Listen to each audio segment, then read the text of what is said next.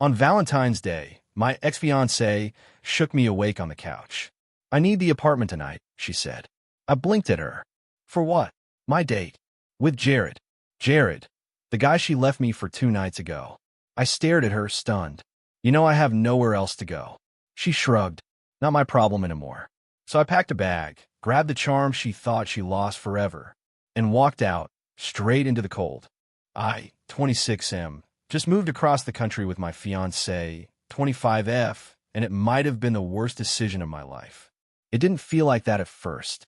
The day we left, the sky was clear, the playlist was perfect, and we were laughing about how many boxes we forgot to label. She kept looking over at me in the car, grinning like this was the start of something. And I thought it was too. We had been engaged for 10 months. She said yes on a chilly night in April, under string lights in her parents' backyard, while our friends cheered from the bushes like overgrown fireflies. I remember her crying, clinging to me, whispering, "I feel safe with you." I'd held on to that sentence like a life raft for the months that followed. But things changed when she got the offer in Portland. It was a dream job for her. Big name firm. Ridiculous pay. "It's too good to turn down," she said, her eyes already sparkling with imagined city lights. I was hesitant.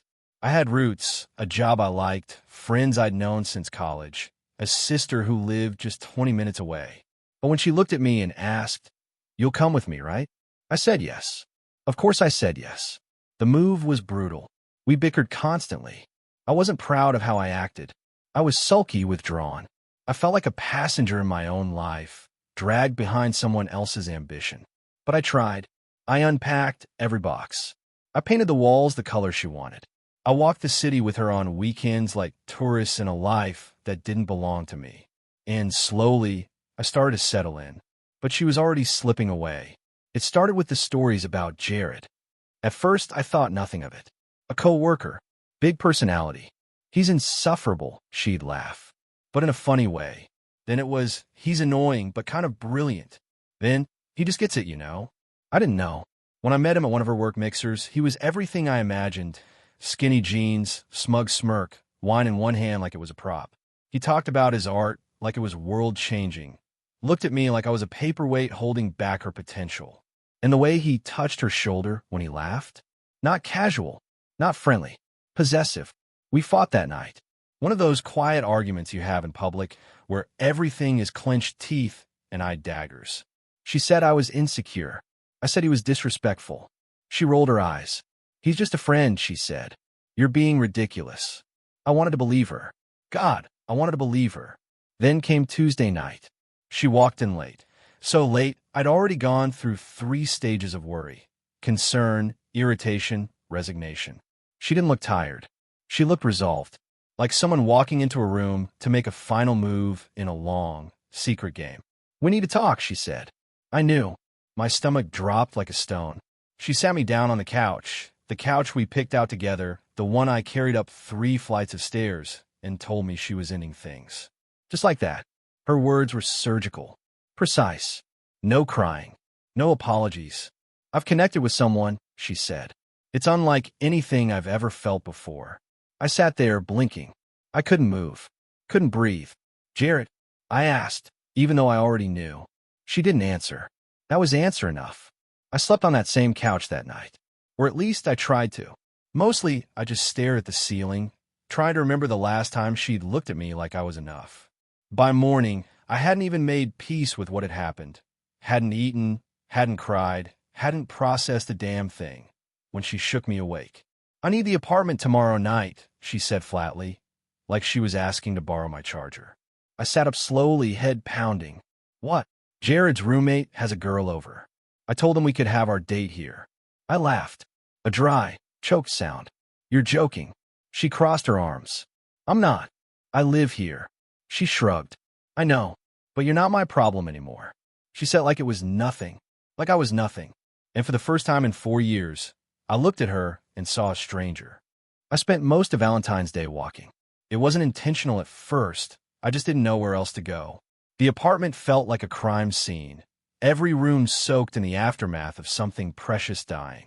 Her perfume still lingered on the couch pillows.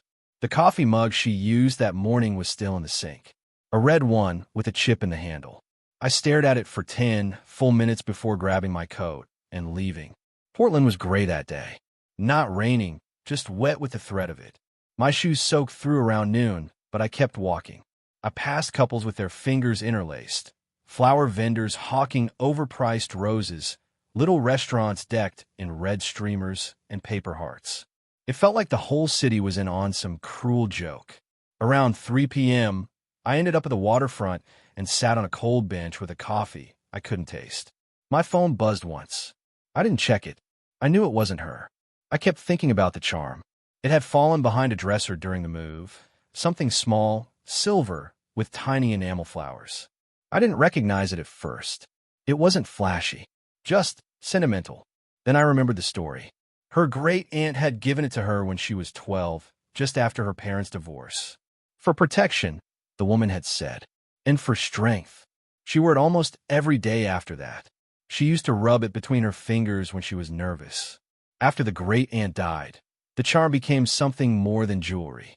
It was memory, legacy, and then it went missing. She tore apart our old apartment for it, cried for hours, said it felt like losing her aunt all over again. We never found it, but I did. I found it the day we moved out, behind a dresser I'd pushed while searching for missing socks. I remember picking it up and holding it for a long time, thinking about what it meant to her, what it symbolized. And in some half-romantic, half-stupid decision, I pocketed it with the idea that I'd give it to her on our wedding day. I imagined her face lighting up, imagined her crying, not out of sadness, but love. I thought I was saving it for the perfect moment. Instead, it sat in a box in my sock drawer while she fell in love with someone else. And now I thought maybe it was the only thing I'd left. One last chance to reach her, to cut through whatever delusion she was under. Not to beg, not to win, but to remind her who we were. To remind her of peace under the stars. To remind her of safety. So I went home. She wasn't there yet. The lights were off, except for the ones around the kitchen window. Soft white bulbs she strung up in December and never took down. I dug through my things and found the box, still wrapped in the scarf I used to wear on cold nights. The charm felt colder than I remembered. Heavier. I sat on the edge of the bed, the same bed we used to share, and waited. The front door opened at 6:47 p.m., and she wasn't alone. He walked in first, like he owned the place. Leather jacket, smug smile, voice too loud. "Wow," he said, looking around. "Nice setup. You really cleaned up." I stood up slowly, the box still in my hand. She froze when she saw me. "What the hell are you doing here?" she asked, her voice sharp. Not shocked, not guilty, just annoyed. "You said you'd be gone by now," Jared added, like I was late picking up my dry cleaning. I held up the box. "I found this," I said. "I was going to give it to you at the wedding, but I guess now is the time." She hesitated, then reached for it, but I didn't let go right away. "Do you remember what this meant to you?" I asked, trying not to sound desperate. "Do you remember who gave it to you? Why you wore it every day for years?" Her face twisted, something between confusion and rage. "You kept this from me?" she snapped. "You hid this from me? I was going to surprise you," I said, my voice cracking. "I thought it would be special." Jared stepped in then. "Man, you should go. This isn't healthy." I looked at her, not at him, just her. "Do you remember us?" I asked quietly. She didn't answer. She just took the box, walked into the bedroom, and shut the door. I stood there for a moment, surrounded by silence and someone else's cologne. Then I left. I didn't slam the door. I didn't yell. I just walked out into the night. It was colder than before. The city had stopped pretending it wasn't winter. By the time I reached the corner deli near our building, the wind had picked up enough to bite through my coat. My ears stung. My nose was running. But I didn't go inside. I couldn't. The idea of sitting in a warm room surrounded by couples eating heart-shaped cookies made my stomach turn. So I walked again. Just blocks this time. Circles. Aimless loops that passed the same broken street lamp 3 times. I told myself I was just giving them time. That maybe, somehow, she'd open the door and call me back. Tell me she didn't mean it. That was all a mistake. But she didn't. Around midnight, I returned to the building. I didn't have a key anymore. She'd asked for it back the night before, and in a moment of misplaced pride, I gave it to her. So I stood at the front door, buzzing myself in with the old code she didn't think to change. The hallway was quiet. Too quiet. No muffled music. No laughter from behind the door. Just silence. Our door. Apartment 3B. The one we painted navy blue because she read somewhere that it looked more inviting. I sat down beside it, knees pulled to my chest, my back against the cold wall. And then the weight hit me. All at once. I was tired. Not the kind of tired sleep could fix. Bone deep, soul deep exhaustion. I hadn't eaten all day. Hadn't spoken to anyone besides her and the smug jackass she chose over me. My phone had died hours ago. No one knew where I was. I could still smell the faint trace of her shampoo through the crack beneath the door. I don't know how long I sat like that. An hour? 3? Long enough for the carpet to imprint its pattern onto the backs of my legs. Long enough for my breath to fog in front of me. Around 3:30 a.m., I heard laughter. Her voice. Then his. Muffled, but unmistakable. The sound twisted something inside me. Something sharp. I stood up for a second, half out of instinct, half out of rage, and stared at the door like I could will it to open. But didn't. So I sat back down. And eventually, I fell asleep.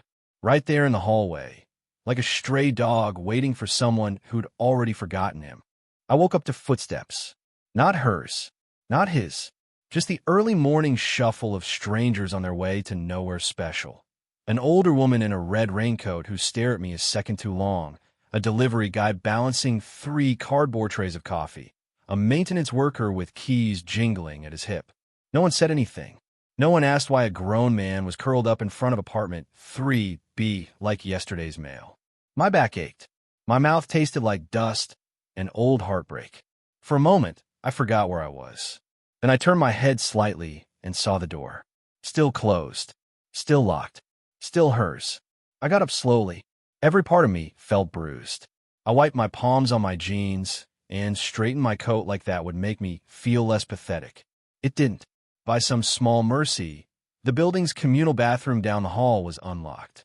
I splashed cold water on my face and stared at my reflection in the cracked mirror above the sink. My eyes looked sunken, darker than usual. My hair was matted on one side. I looked like someone who didn't belong anywhere. There was no message on my phone when I finally turned it back on. No missed calls. No texts. She hadn't even noticed. Or maybe she had and didn't care. I left the building without a plan. Again, just instinct. A reflex to keep moving so the pain didn't catch up to me all at once. I ended up at the same coffee shop I used to go to when we first moved in, before everything fell apart. It was small and quiet. A place with chipped mugs and indie music humming low through dusty speakers. The barista remembered my name. I didn't have the heart to tell him I wasn't sure it still belonged to me. He handed me a coffee, black, no room, and I thanked him with a smile I didn't feel. I took a seat by the window and stared out at a world that had kept spinning without me. That's when I noticed the cup. Not mine. Hers. The red one. The one with the chip on the handle. I hadn't seen it since yesterday morning when she left it in the sink. And now, impossibly, it was sitting on the table in front of me. I blinked confused. Reached for it. It was still warm. My heart jumped. I looked up, expecting, hoping to see her. But the table across from me was empty. Just the cup. Just me. The barista came by. Forgot your second one, he said casually. You always ordered 2 when you came in with your fiancée. I figured, maybe you'd still want it. I nodded once, then looked away. The chipped red cup sat in front of me like a ghost of something that used to be real. I stared at it for a long time. Long enough for the coffee to cool, for the shop to fill and empty once more. That cup had been hers. Now it was mine. Maybe that meant something. Maybe not. But I held on to it anyway, because it was the first thing in days that hadn't walked away from me. I didn't go back to the apartment. Not that day. Not the next. I didn't have a place to stay, but I couldn't stomach the thought of seeing her again. Not after what I heard through that door. Not after the look on her face when I offered her that charm like it still meant something. I couch surfed for 2 nights. One with a guy I barely knew from a game night she used to host. The other in a 24-hour diner that didn't ask questions as long as you kept ordering toast and coffee. I lied to my mom on the phone and told her things were good. That we were adjusting. She believed me. Probably because she wanted to, On the third day, I reached out to my old boss back home. His voice was warm, familiar, like a worn sweater. He didn't even hesitate. "Come back," he said. "We've missed you." That was the first time I cried. Not the night she left me. Not the moment she brought him into our home. Not even in the hallway. But right there, on a borrowed couch in someone's guest room, I cried into a throw pillow that didn't smell like her. I booked a one-way ticket. The flight was 3 days out. Just enough time to tie up loose ends. Not enough to let them choke me. But there was one thing I hadn't done. One call I hadn't made. It was 11:18 p.m. when I finally picked up the phone and dialed her sister. She answered on the third ring. "Hey," I said. Silence for a moment. Then, cautiously, "Is everything okay?" "I'm leaving," I told her. "Going home. I don't want to disappear without saying something to someone who might actually care." She let out a slow breath. She told me what happened. "Did she mention the charm?" I asked. "She said you ambushed her." I closed my eyes. "I didn't. I thought it would mean something." More silence. "I know you didn't ambush her," she said finally. "I know my sister, and I know what she's become lately. She's not the person you fell in love with." "Maybe she never was," I whispered. "No, she was. Once." We didn't speak for a while. Just the hum of distance between two people mourning the same loss from different sides. "Why him?" I asked.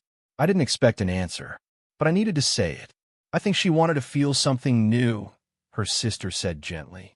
"And she mistook chaos for magic." I bit the inside of my cheek until I tasted blood. "Do you want to tell her anything?" she asked. I shook my head. "No, I think, if there's anything left to say, she already chose not to hear it." I thanked her and hung up, and then I stared at the chipped red coffee cup sitting beside my bag. I didn't know where I was going to stay when I got back. I didn't know what came next. But for the first time since Tuesday night, I didn't feel stuck. I didn't feel like I was drowning in someone else's decision. She had walked away, and now, finally, I was walking too. The flight was quiet. I had the window seat, row 16, far enough from the engines to hear the soft hum of other people breathing. I didn't talk to anyone, didn't read, didn't cry. I just stared out at the clouds like they were soft answers I'd never get. I landed just before sunset. The airport looked the same.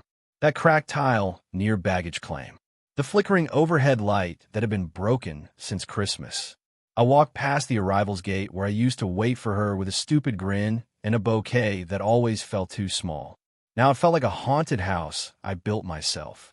My sister picked me up. She didn't ask questions, just gave me a long look and a hug that lasted 2 seconds longer than it needed to. She let me toss my bag in the back and didn't say a word as we pulled out onto the freeway. "You look skinny," she said eventually. "Bro people diet," I replied, forcing a smirk. She laughed, just enough to fill the car with something other than pain. We drove in silence for most of the ride. The city rolled past us in soft, nostalgic frames. My old high school, the park we used to cut through as kids, the bookstore with the crooked door that still hadn't been fixed. Everything looked smaller, or maybe I had just gotten used to feeling small somewhere else. My sister dropped me off at Mom's house, our house, the one with the peeling paint and the cracked front steps. I hadn't lived there in years, but somehow it felt like the only place that might remember who I used to be. Mom wasn't home. She was working the night shift again. Third job in 2 years, same tired eyes. I let myself in, the key still under the mat like always. Inside, it smelled like lavender detergent and old books. My room hadn't changed. Posters still on the wall, bed still made with the faded comforter I'd left behind. My high school trophies stared at me like ghosts from a life that didn't prepare me for this one. I sat on the edge of the bed, took a deep breath, and pulled out my phone. No messages, no missed calls, and somehow I was okay with that. I unpacked slowly, deliberately, one shirt at a time, like building something new out of rubble. At the bottom of my bag was the chipped red coffee cup, wrapped in a flannel shirt I hadn't worn in months. I placed it on a nightstand beside my bed. Not as a symbol, not as a wound, but as a reminder. I survived. She may have broken the version of me that believed in forever, but not the part that knew how to start over. And that had to be enough for now. The first morning back, I woke up before the sun. Maybe it was the mattress, softer than I remembered, with springs that squeaked if I breathed too hard. Or maybe it was the silence. The kind you only get in childhood homes, where nothing moves unless you make it. I lay there in the dark, staring at the ceiling, listening to the house settle like an old friend with secrets it wouldn't share. I didn't reach for my phone. I didn't need to. Instead, I got up and wandered into the bathroom across the hall. The same one I used to race into with wet hair and acne cream when I was 17. The mirror above the sink had a hairline crack in the corner. My sister had slammed it shut during a fight with our mom years ago.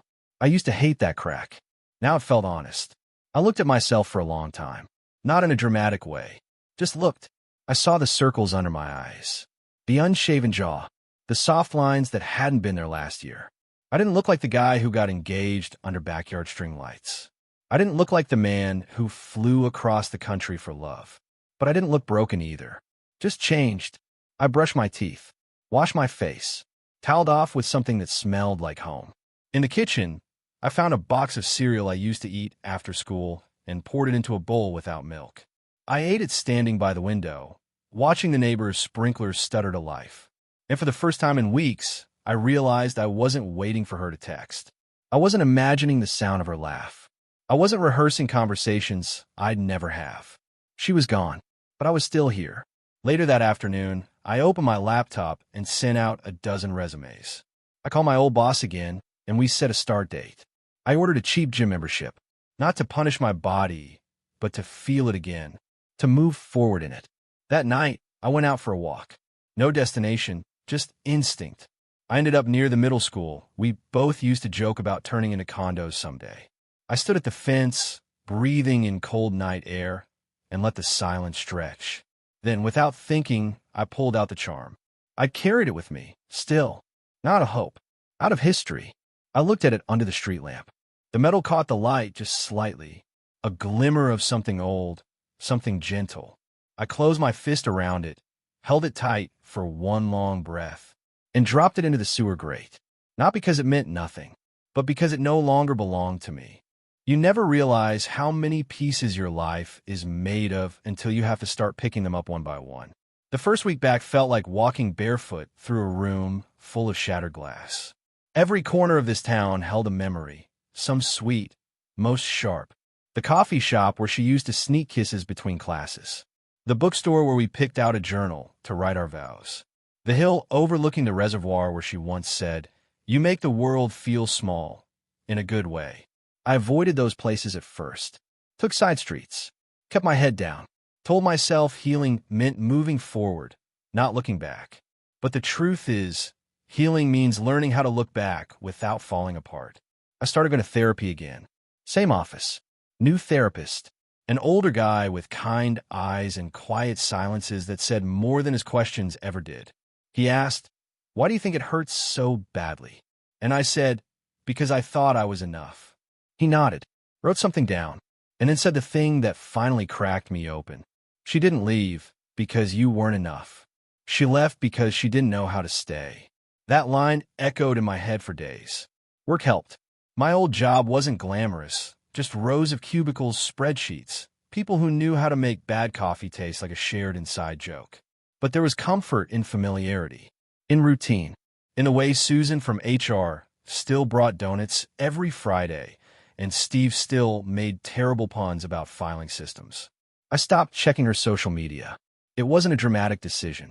Just one morning, I woke up, reached for my phone, and realized I didn't care what she was posting anymore. I didn't want to know what kind of life she was curating. I was too busy building a real one. I ran into an old friend at the grocery store. Mark. We used to double date back in the early days. He looked surprised to see me, like I'd risen from the dead. But he didn't ask questions. Just gave me a one-arm hug and said, "You good?" And I said, "Getting there." And I meant it. I started going on walks again. Not to escape, just to breathe. I began noticing things I hadn't in years. The smell of wet earth after rain. The way light filtered through old trees. The sound of kids laughing down the street without a care in the world. Life was happening. Still, one night, I sat in the backyard alone, wrapped in a blanket, watching the stars. For the first time in a long time, I didn't think of her when I looked up. I just thought of myself, still here, still standing, still soft enough to feel and strong enough to survive it. It started with a book. A second-hand copy of The Little Prince, its spine cracked, corners dog-eared, pages annotated in someone else's handwriting. I found it at a flea market tucked behind a dusty stack of romance novels and self-help guides. There was a name scrawled on the inside cover, Emma, 2016, and underneath it, a quote. "What is essential is invisible to the eye."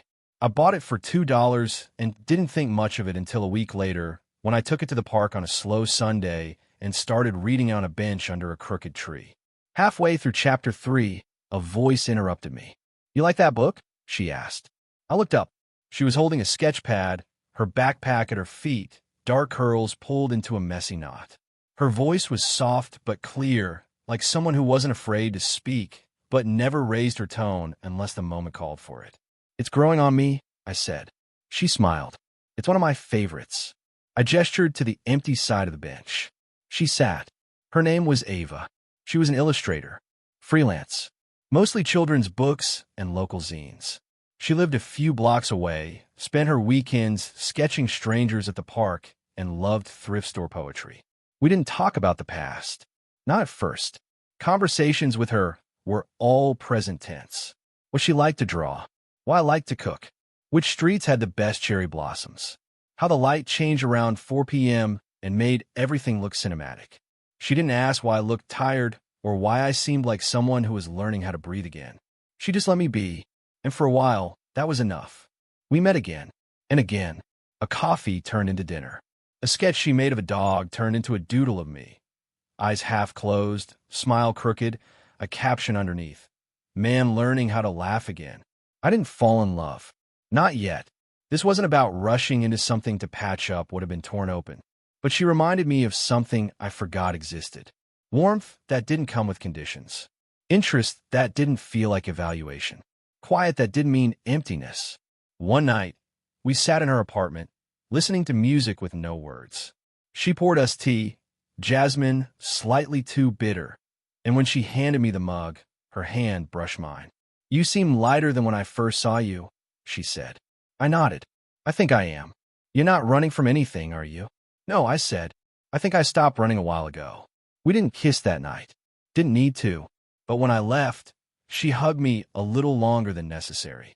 And I walked home with the kind of calm that doesn't ask for attention. It just is. I wasn't fixed, but I wasn't broken anymore. The next Valentine's Day came quietly. No grand gestures. No overpriced flowers. No desperation curling in my chest like a fist trying to hold onto something already gone. Just a regular Thursday. I woke up to soft rain tapping the window.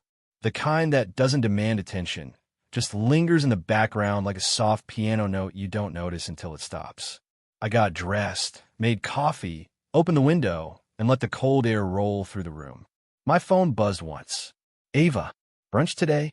There's a new place that does heart-shaped pancakes, and I think we should judge them ruthlessly." I smiled. "I'll bring the sarcasm," I texted back. Then I sat at the kitchen table with my chipped red coffee cup, still intact, still mine. It didn't hurt to look at anymore.